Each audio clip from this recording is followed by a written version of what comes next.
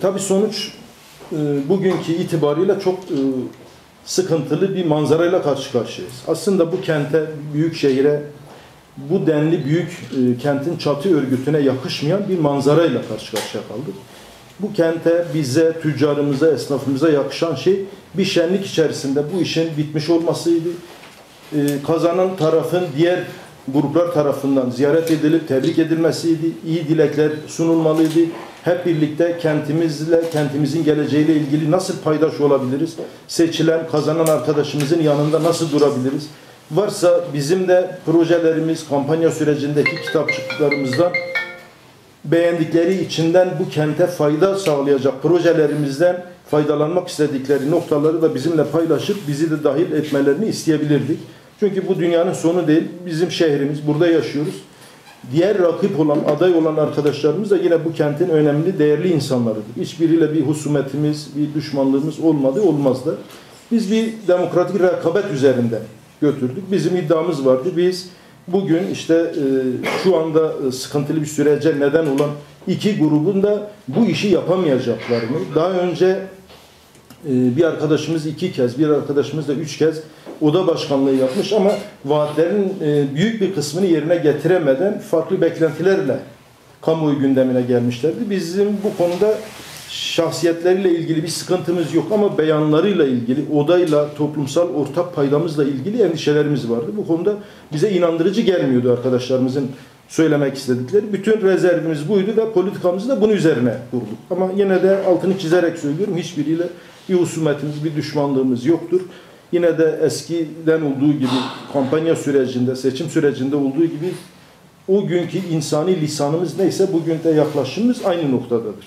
Yani yüzlerce kişinin NACE kodu, iş kolu farklı olmasına rağmen çok daha kendisinin yapmadığı, iştigal alanı olmadığı iş kollarına aktarıldığı, farklı meslek gruplarına atıldığı yönüyle ilgili söylentiler çıktı. Tabii biz o dönem üye listelerine ulaşamıyorduk. O da bu konuda ciddi bir rezerv koydu kendi personeline, kendi bürokratlarını da izole etti. Ekranlarını kapattı.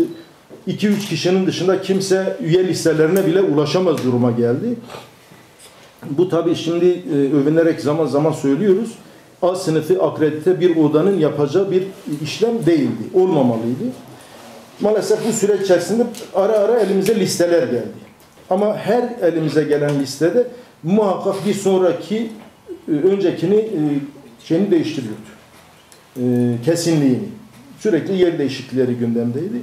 Bunu dillendirdik, dile getirdik. Sosyal medya üzerinden işte odadaki bürokratlarla, özellikle odanın genel sekreteriyle gidip bu durumu kendisine 8-10 arkadaşımızla birlikte gittik, odasında oturduk, bunu hasbihalini yaptık. Dedik ki bizler tüccarız. Gelip aday oluruz. Bir nevi siyaset yapıyoruz. Yani tüccarla ilgili kendimizi kazandırma üzerine vaatlerimiz olur. Projelerimiz olur. Seçimi kazanırız ya da kaybederiz. Ama sen bu odanın kalbi olan genel sekreterlik bu kurumun da haysiyetidir. Bunu iyi korumak lazım. Kesinlikle halel gelmemesi lazım. Çünkü oda zedelenirse bu bura üzerinden zedelenir. Biz hepimiz kişisel olarak yanlış şeyler yaparız, aday oluruz. Eğer yanlışsa yaptıklarımız bir dahaki dönem bu tüccar, bu kentin üreticisi, tüccarı bizi seçmez. Bize vereceği cevap demokratik anlamda budur.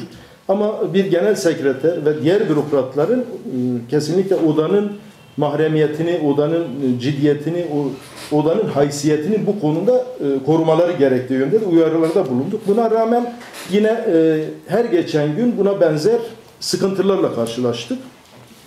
Tabii 4537 faal seçmenimiz varken piyasada 10.000'in üzerinde yetki belgesi dolaşıyor.